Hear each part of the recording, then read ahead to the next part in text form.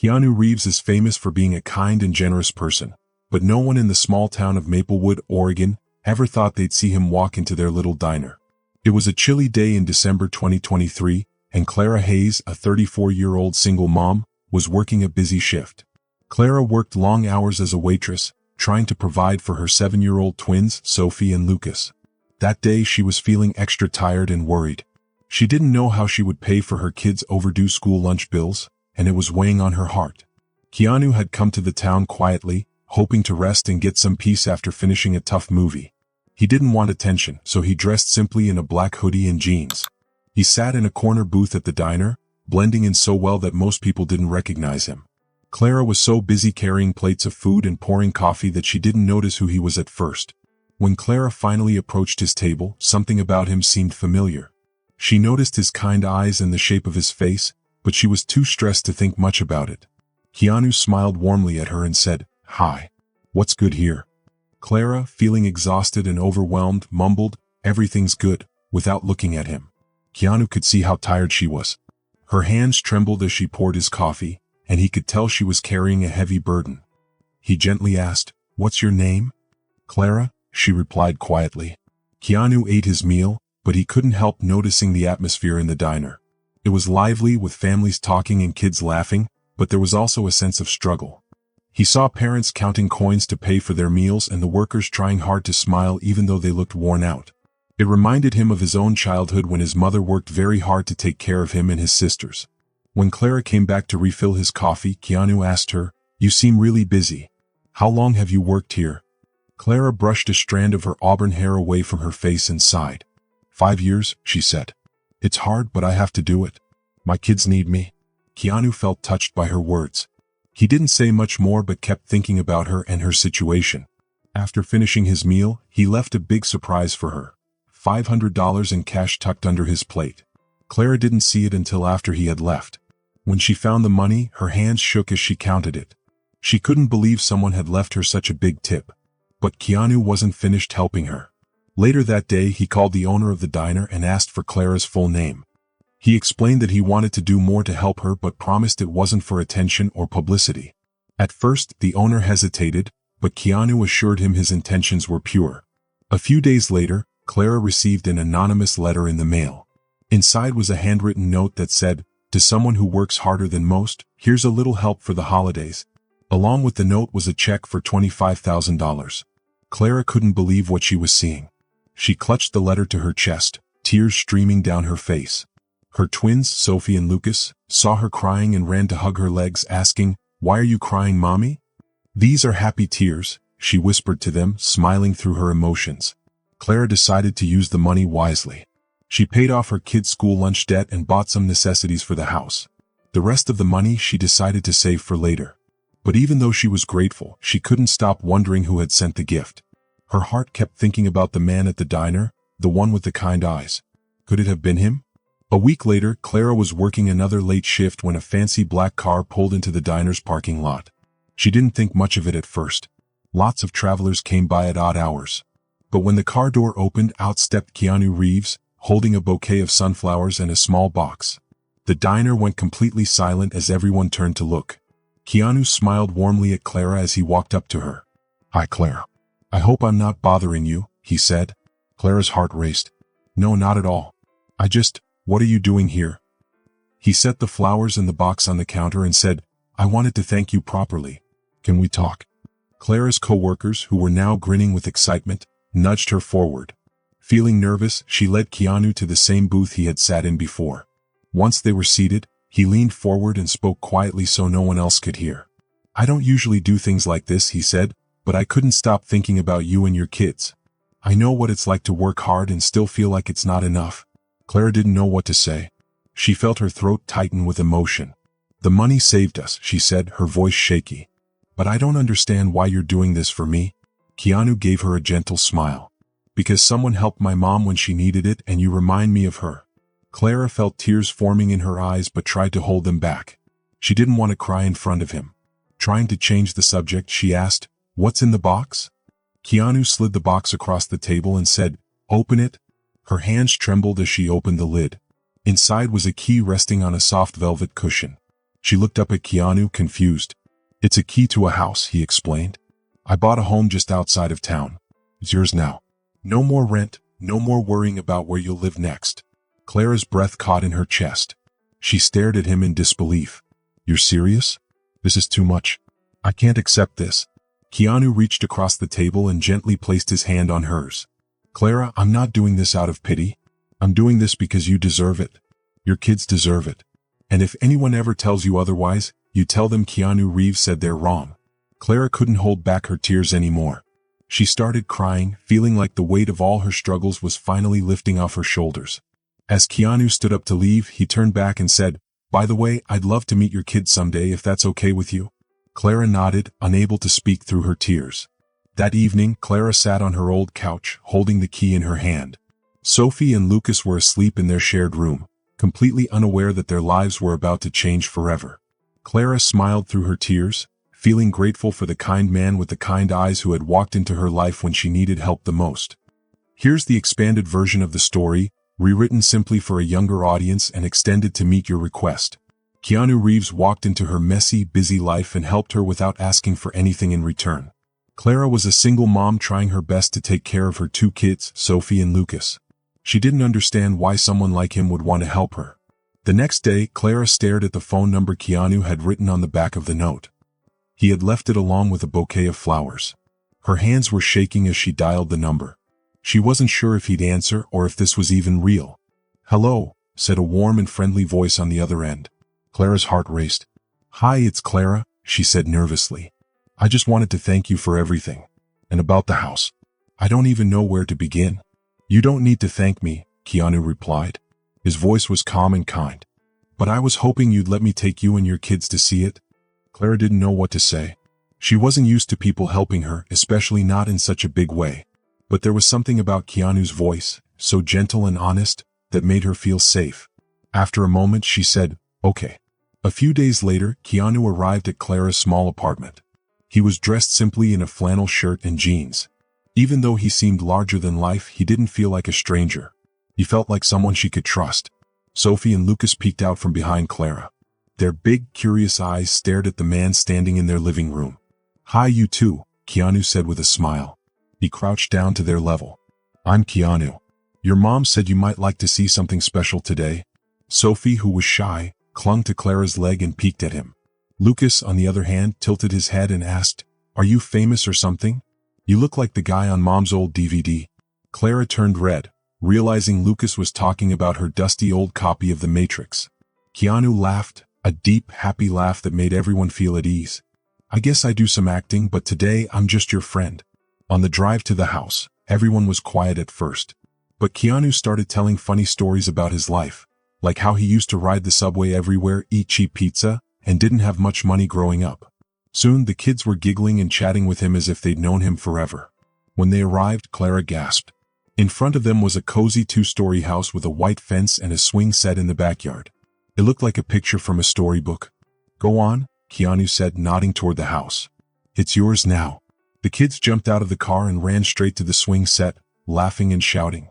But Clara stood frozen, tears running down her face. Keanu walked over to her, his hands in his pockets. You okay? He asked gently. Clara wiped her tears and shook her head in disbelief. I don't understand. Why are you doing this? You don't even know me.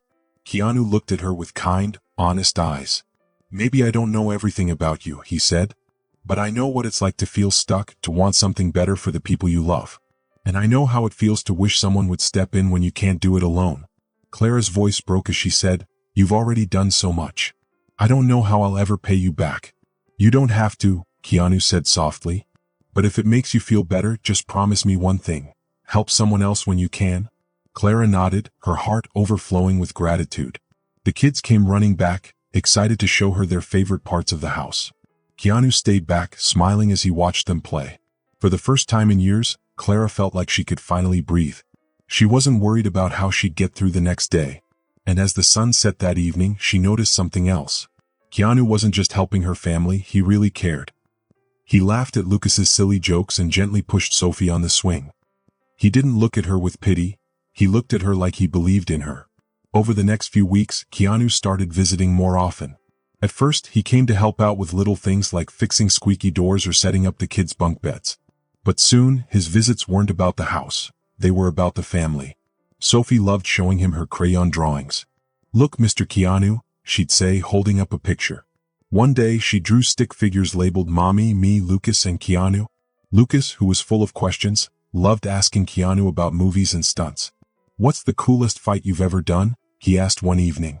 Keanu laughed and ruffled Lucas's hair. "Probably the one where I didn't fall flat on my face." Clara often watched from the kitchen window. Seeing Keanu with her kids made her feel something she hadn't felt in a long time: hope. One crisp evening after the kids were asleep, Clara and Keanu sat on the porch swing. The stars sparkled above them and the night was quiet. "This house suits you," Keanu said, leaning back and looking up at the sky. Clara hugged her knees to her chest. "Sometimes I wake up thinking it's all a dream. That I'll open my eyes and be back in my tiny apartment, wondering how I'll get through another day." Keanu turned to her. "It's not a dream, Clara. You deserve this. You've earned it." Clara looked down.